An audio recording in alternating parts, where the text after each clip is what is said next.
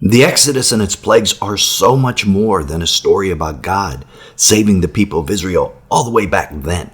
It's also an analogy, a parable, so to speak, about how God is going to save his people, Jews and Christians, now, in the modern day. As Paul wrote in 1 Corinthians 10:11, now all these things happened to them, those are the Israelites, by way of an example. They were written for our admonition, on whom the ends of the ages have come. What happened then is going to happen again. And it's paralleled in the book of Revelation. Revelation and Exodus are telling much the same story, and how God is going to save the same way he did back then, by judging the gods, the fallen angels. For I will go through Egypt on that night, and will strike down all the firstborn of the land of Egypt, both man and beast, and against all the gods of Egypt I will execute judgment. I am the Lord. Exodus 12:12. This is the second installment in our video series about Exodus and the judgment of the fallen angels and how it matches Revelation. In the last one, we looked at plagues 1 through 4. If you want to see it, there's a link down in the description and another link at the end of this one.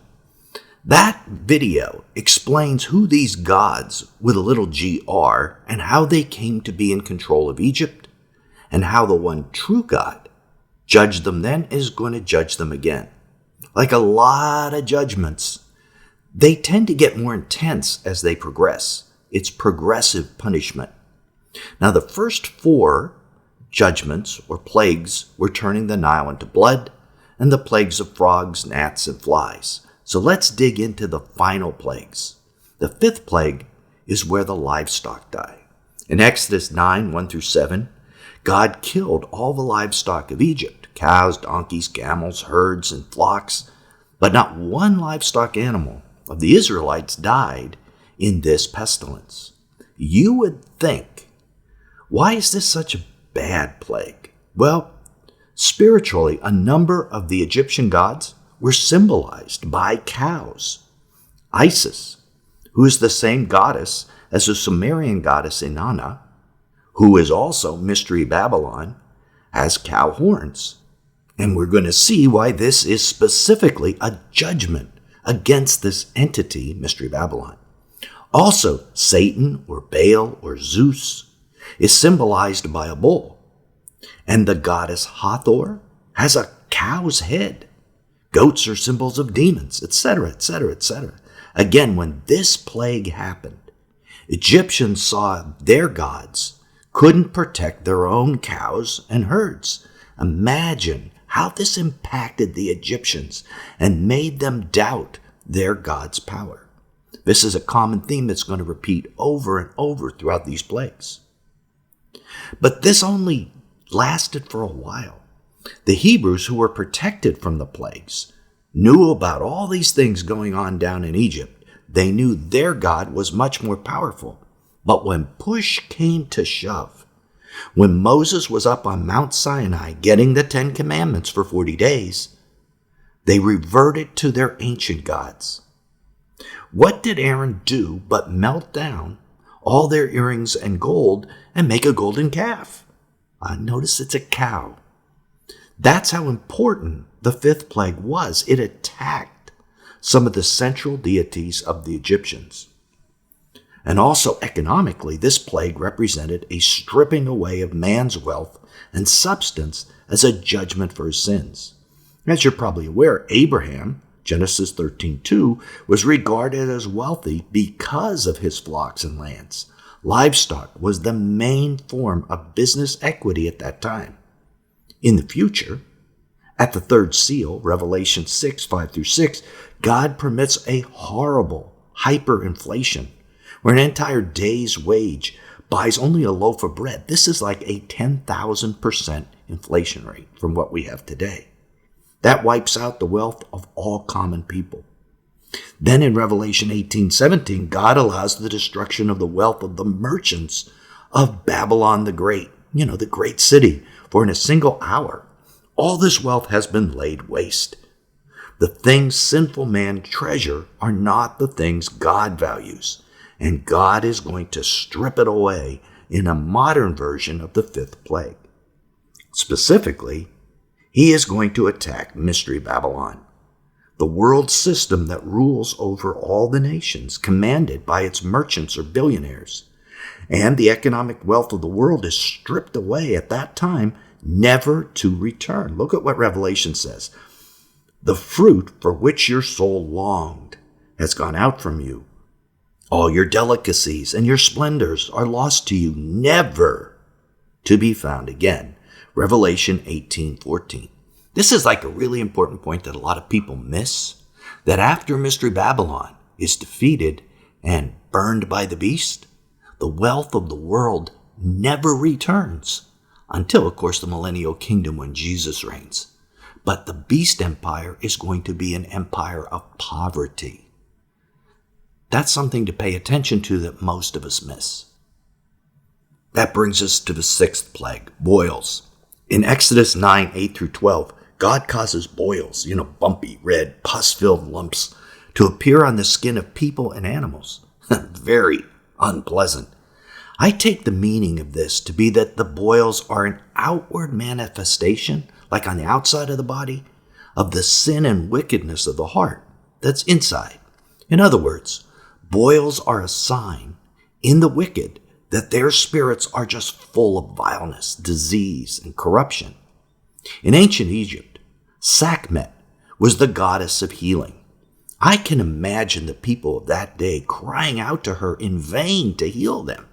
Again, as in all these plagues, the Egyptians were learning that their gods were powerless compared to Yehovah, our God, the one true God. In Revelation 16:2, harmful and painful sores came upon the people who bore the mark of the beast and worshipped its image. I assume the same thing is going on here. It's an outward manifestation of an inward wickedness. After all, receiving the mark of the beast is a form of the ultimate rebellion against God, deserving the most extreme punishments forever. Revelation 14:9-11 tells us that there is no going back. There's no repentance once you take the mark. It is eternal damnation. And it is ironic that the acceptance of the mark of the beast on a person's body will inevitably lead to God attacking them on their body as well, and not in a very good way. And just like Sekhmet, the modern gods of medicine will be powerless to stop these plagues. Trust in the science will ring very hollow at that time. Now, I find it interesting that it is only those with the mark of the beast that get the boils. Are there other wicked people in the world, other unrepentant folks who haven't taken the mark or accepted Jesus at this point? I'd have to think yes, but it is only those who take the mark of the beast that get the boils. Is this a biological reaction of some sort to the mark, as opposed to a strictly spiritual punishment? Like, could it be both? Is there something about the mark that biologically causes the person to get the boils?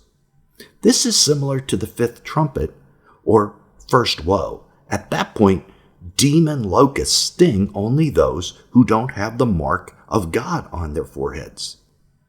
And here's the big one. They aren't able to die. They try, but they aren't able to. They long to die. Think about that for a moment. Why can't they die? I discussed this with Dr. Doug Hamp on a previous video on this channel. The link is down in the description. In that video, Dr. Hamp suggested that the mark may be a genetic upgrade to normal human DNA, making the person who takes it something other than human. Perhaps this is sold to people, promising them eternal life apart from faith in Jesus, a genetic type of immortality. And look where it leads, according to the fifth trumpet, to being tortured by locusts, but not being able to die, no relief. And then, later, these boils arise. Perhaps this is the genetic upgrade, breaking down inside the body, causing an unforeseen effect, the boils. But whether it's biological, spiritual, or both, It only affects those with the mark. Okay, let's start looking at the seventh plague, hail mixed with fire. In Exodus 9:13 through 34, God sent very heavy hail mixed with fire upon all the open areas so that any man or beast who weren't sheltered were going to die. Again, the Egyptian sky gods and goddesses like Nut were powerless to stop these plagues.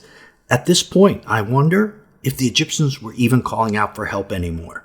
At what point does a person stop and give up on those that you previously trusted? Now, this is what God wanted all along, of course. The Egyptians were pre-warned, however, so that anyone who wanted to seek shelter could. Only those who did not listen to the warning perished. It must have been an incredibly frightening plague to see fire and ice falling at the same time. In Revelation, this plague will return, not once, but twice.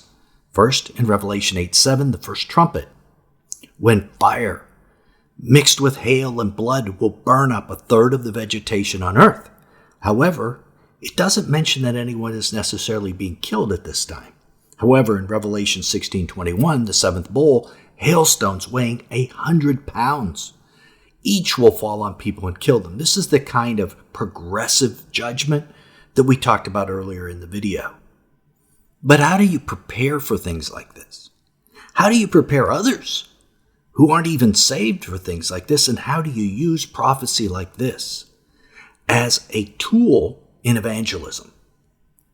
Our ministry, Last Days Overcomers, answer all those questions in our conferences coming to cities throughout the USA. We have a link to our website, lastdaysovercomer.org, down in the description, where you can sign up for conferences if you live near one, or you can sign up for the online events if you don't, which are basically the same conference, just online. You're even going to be able to ask real-time questions, any question that you have in these online events as well. So be sure to check out the link after the video. Now, on to the eighth plague. The eighth plague is locusts. In Exodus 10:1 through 20, God sent a swarm of locusts on Egypt, which covered the land and covered the sun, and ate every green plant in the country so that nothing was left. Whatever the hail didn't destroy, the locusts did. Eventually, the locusts stripped the earth bare, destroyers doing God's bidding against the wicked. The Egyptian god Sennacherib protected the fields in Egypt. At this point, I imagine the Egyptians not only had stopped praying to their gods, but they had begun to actually mock them for their inability to do anything to stop the punishments. Maybe they even had begun criticizing Pharaoh at this point. Keep that in mind. In Revelation 9:1 through 4, God will send what symbolically are described as a great swarm of demonic locusts from the bottomless pit. Their mission is the exact opposite of Exodus. The locusts are instructed specifically not to harm any plants, but to sting and torture people who have not had the seal of God on their foreheads. In this previous video, we discussed these locusts-like creatures in depth, and how carvings on rock from the ancient city of Babel actually match the description of these creatures perfectly. Are they currently imprisoned in the bottomless pit along with many fallen angels? That is what we think is happening. I think it's interesting how the plagues in Egypt are similar to those in Revelation, but they're not exactly the same. As we just saw in this plague of locusts, it seems that God never does things exactly the same way twice. He is never limited or constrained by the way that he's done things in the past, so we should be very careful if we think we know exactly what God is going to do and what he isn't going to do. God is God after all, and we are not. Now the ninth plague was darkness. In Exodus 10:21 through 29, God covered Egypt with a profound darkness for 3 days, so that no one could see each other or what was around them. That's a pretty deep darkness. Ra, the sun god, was the supreme god of the Egyptians. So imagine when Ra was darkened for a period of time. It was more than simply him being blocked out, as his emergence each morning was thought to be a sign of immortality, a resurrection, so to speak, a promise of an afterlife for the faithful to Ra. Imagine the horror of the priests. I am sure at this point the Egyptians totally gave up on their God and probably realized that their hope in an afterlife was based on the wrong God. I don't have any doubt about that. There is a symbolic aspect to this. First, the wicked are covered in so much sin, the inward darkness is exposed. Second, the darkness represents separation from God and foreshadows hell itself as a place of perpetual darkness. Think of hell as an eternal separation from God, not merely as an eternal punishment, and put it together with the idea that God is light. 1 John 1:5. Therefore, to be separated from God is to be plunged into a profound darkness, which is inescapably a horrible punishment. Thus, it should be no surprise at all that when the Antichrist kingdom arrives, God will plunge it into darkness for a period of time. In Revelation 16:10, specifically, the beast kingdom is darkened for a time. However, earlier in the sixth seal, the sun, moon, and stars will all be darkened as a sign to the whole earth that Jesus is ready to return. God dims the lights, so to speak, so that when Jesus appears in great, brilliant glory, nobody misses it. I have to think that there will be no power or man-made lighting of any kind at that point to cancel the effect. It will be absolute darkness, total darkness. You know, worldly concerts kind of copy this same technique at the beginning of each show. They dim the lights to allow a dramatic entrance of the artist. But those kind of concerts are just poor substitutes for what is coming when Jesus returns. Absolute darkness followed by absolute light. Which brings us to the most famous plague of all, the one you've probably been waiting to hear about. The 10th plague, the death of the firstborn. In Exodus 12, we learn that God killed the firstborn of the Egyptians and all their livestock that were firstborn. And the Bible is very specific. The Lord struck down the firstborn of Egypt, from the firstborn of Pharaoh, who sat on the throne, and that's very important, to the firstborn of the captive, who was in the dungeon. Exodus 12:29. Now, in our next video, we're going to talk about this plague in depth, and you can click on that if it's already been released. If not, we also have a link up on the screen that will take you to the first video that we talked about the plagues 1 through 4. This is Nelson. Whichever you choose, I'll see you there.